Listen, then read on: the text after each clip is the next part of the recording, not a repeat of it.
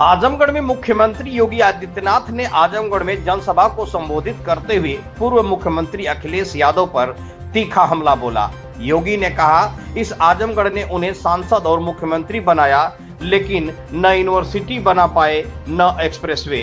हमने गैर सफाई वासी को सांसद बनाया, जनता का सच्चा सम्मान किया।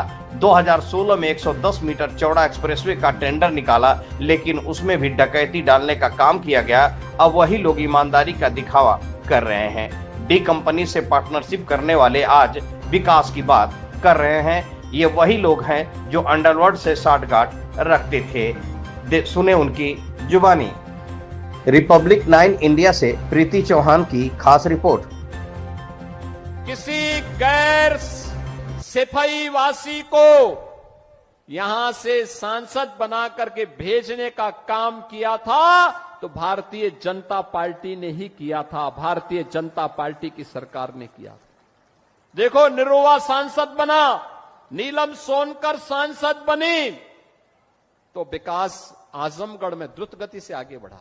मुझे बताओ, आपने मुख्यमंत्री को यहां से चुनाव जिता के भेजा था, वो विश्वविद्यालय नहीं दे पाए, पूर्वांचल एक्सप्रेसवे नहीं दे पाए। कितना बेवकूफ बनाया था पूर्वांचल एक्सप्रेसवे के नाम पर। 340 किलोमीटर का लंबा एक्सप्रेसवे शिलान्यास कर दिया, अलाइनमेंट भी नहीं पता, और जमीन एक भी इंच नहीं खरीदी। जब 6 महीने के बाद 17 में मैं आया, मैंने कहा, भी क्या हुआ, क्या प्रोग्रेस है? कहा, साहब जीरो। मैंने कहा, क्यों जीरो है? कहा, साहब जमीन ही नहीं तो एक्सप्रेसवे बनेगा कहां पे? मैंने कहा, फिर ये टेंडर कैसे हो गए? टेंडर कर दिए गए थे 15,200 करोड़ के। एक्सप्रेसवे की चौड़ाई थी मात्र 110 मीटर। मैंने तब उस समय के जो नए सीओ बनाए गए थे यूपीडा के, सिवनीश अवस्थी जी से कहा, मैंने कहा, अवस्थी जी ये काम करिए, यह 110 नहीं अब 120 मीटर चौड़ा होना चाहिए। बाई चांस हमें इस एक्सप्रेसवे के साथ जब हम high speed, semi high speed train का संचालन भी करेंगे तो उसके लिए हमें जमीन चाहिए होगी। तो एक साथ हम उसके साथ एक्सप्रेसवे के साथ उसको भी दौड़ा सकें।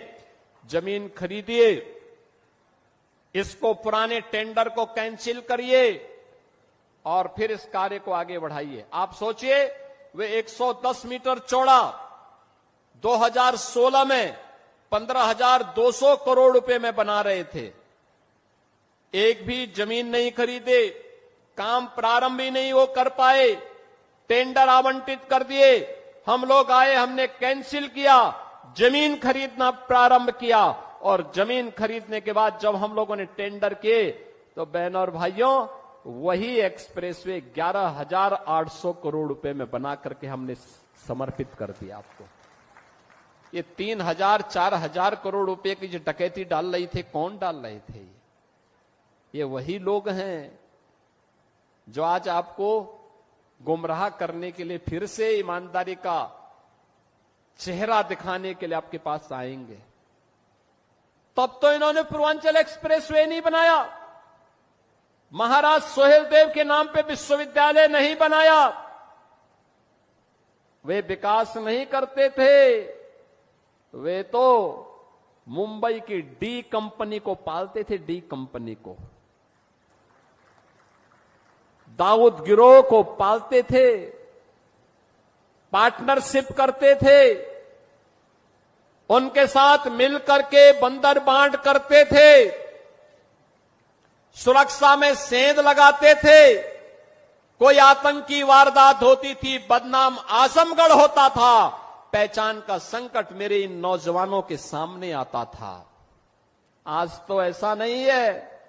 देश की सुरक्षा में सेंध कोई लगाएगा तो आजमगढ़ की पहचान पे संकट नहीं आएगा, बल्कि संकट पैदा करने वाले को पहले से ही जहन्नुम का टिकट दे दिया जाएगा कि जाओ भाई,